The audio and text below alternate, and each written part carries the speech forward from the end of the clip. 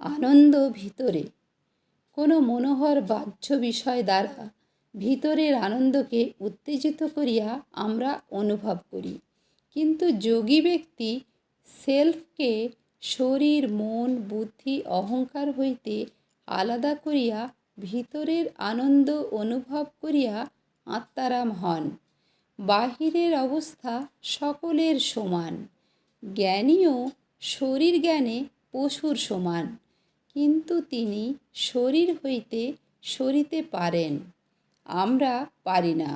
অতএব অবসর পাইলেই সকল আনন্দ, সকল শক্তির মূল সেলফকে ধরিবার জন্য মনকে হৃদয়ের ভিতরে জ্যোতিবিন্দুতে স্থির করো, স্তম্ভিত করো, নতুবা ছোট বড় দুঃখ কিছুতেই কমিবে না।